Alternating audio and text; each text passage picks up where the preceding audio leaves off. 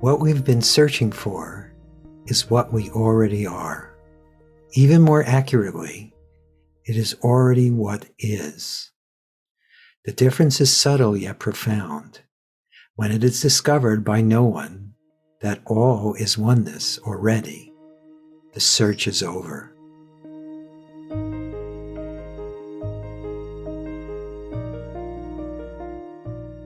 Welcome to Letting Go and the Greatest Secret, where we explore the end of your suffering and the beginning of lasting happiness. I'm Hale Dwoskin. Normally, a featured guest joins me for a conversation to share insights into living a life of deep joy and unshakable peace. Every now and then, it's just you and me, and today is one of those episodes.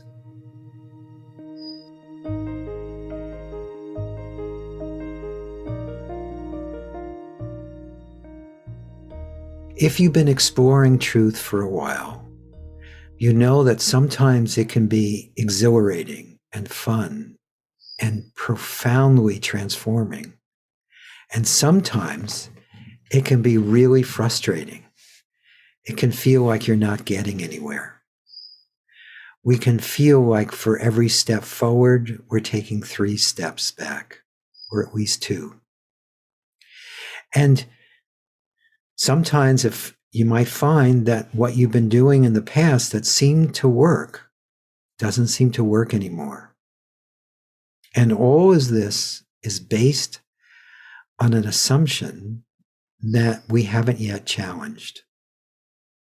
And that assumption is that you or me or anyone, any person, can actually achieve freedom, become free.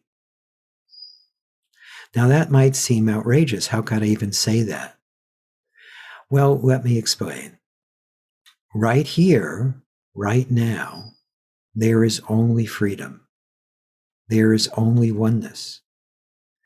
So whatever you're seeing, hearing, feeling, experiencing, whatever is in this moment, that is already freedom. And it's not for you or for me. It is just freedom itself. It is just everything and nothing, or beingness. And this beingness is actually all there is right in this moment. Not after you've done 5 processes, or 10, or 100. Not after you've meditated for decades. Not after you've chanted for hours and hours. Right here, right now. Yet, whatever process you've ever done or ever will do, whatever meditation you've ever done or will do, whatever chanting or whatever else that you've done to try to be what you've already are, all of that, too, is already perfection, already oneness, already what is as it is. What if, just what if, life is a spontaneous unfolding of truth, however it looks to us? What if the only problem is, first off, there is no problem, but more directly, what if the only problem or only thing that needs to become clear for no one is freedom is not personal. It's not for a you and me. And freedom is not for you. It's from the imaginary you. And this can be discovered directly by no one. I keep saying by no one because if you think you can discover it directly, that you that thinks it can discover it is perfection, but it also is the only reason that freedom isn't self-obvious to itself. Another way of saying that is your absence, you as an imaginary separate individual, is God's presence or the One's presence. And that beloved, that all is, including what appears as you and me, is already just that. One. Absolute perfection as it is, no matter how it's unfolding. And that one's sometimes hard to take if you believe you're a person. First off, you think that you can get it as another object. After all, you've gotten the new car, the better relationship. You've gotten a more balanced personality. You've gotten all sorts of wonderful things. So the assumption is that you can get freedom as another object. But freedom is not another object because it is already all there is. And I'm not asking you to believe this. Just stay open to it and see how things unfold from that. And even if you're not open to it, it's not a doingness, it's beingness. It is how it is. So let's do a couple of explorations to see if we can make that a little clearer for no one. So in this moment, could you just simply pause or stop and notice what is? What is as it is, even without a you to notice it. Beingness is as it is, including the appearance of you. So in this moment,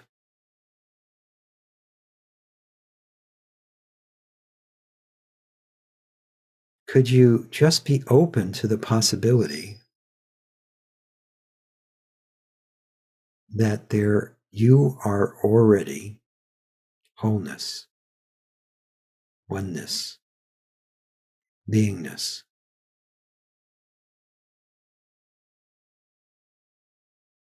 And then, is it possible, just possible, that there is only wholeness, oneness, beingness? And let's just go back and forth between the two. In this moment, could you be open at least to the possibility that there is already only oneness, wholeness, beingness? And could you be open at least to the possibility that you are already wholeness, oneness, beingness? There's only a subtle difference between the two, but the difference is profound. It doesn't need a you for beingness to be. It just is. So again, could you welcome at least the possibility that you are already wholeness, beingness, wholeness?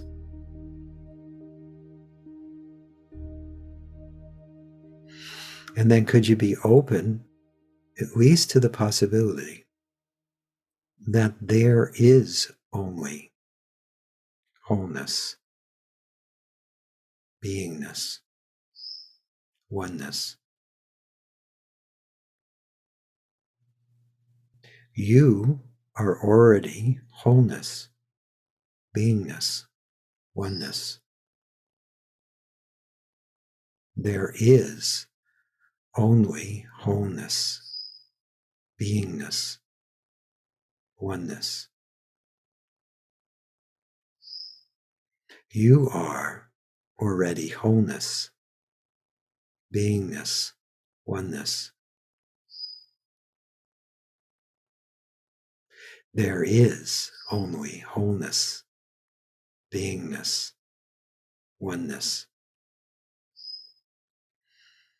And I would recommend that you keep going back and forth between these two statements until they dissolve each other. We call that holistic releasing. Now, if this stirred up any doubt or confusion or any other feeling within that person you believe you are, within that body-mind, could you just simply welcome it, allow it, be present with it? Notice that that is welcomed here.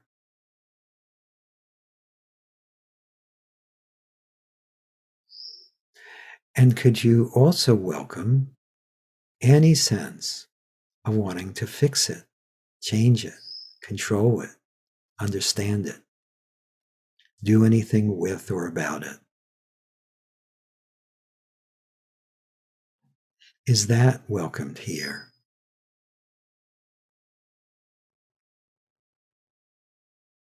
And could you welcome as well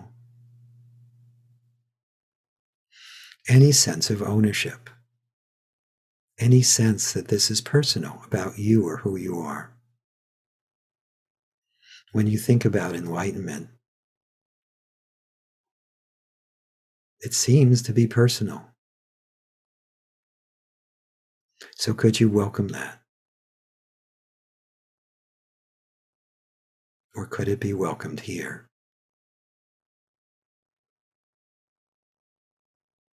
And then if there's any holding on or holding back in relationship to anything that was just spoken about, could you just let it go? Set it free. Allow it to unravel.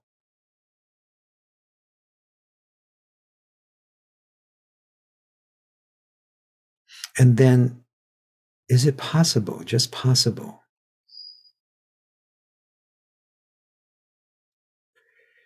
that right here, right now, there is only oneness, only wholeness, only beingness. And all is that as it is.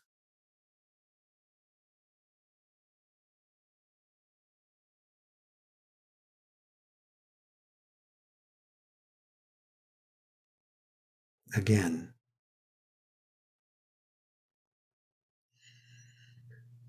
is it at least possible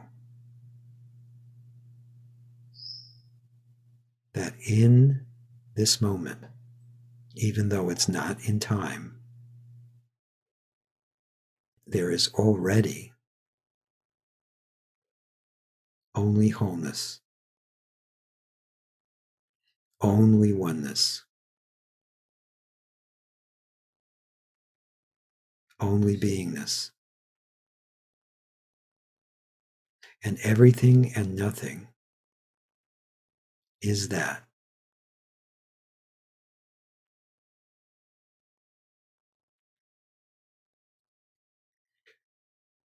So I highly encourage you to be open to this, at least as a possibility, even though it might start to dissolve this sense of you.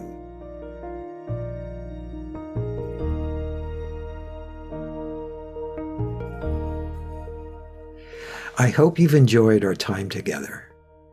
We'll be doing special ones like this every now and then, and of course, we'll be having plenty of featured guests to share the wisdom and insights with you. If you've enjoyed this podcast, please subscribe so you have immediate access to future episodes. Please give us a 5-star rating and share it with the people you care about.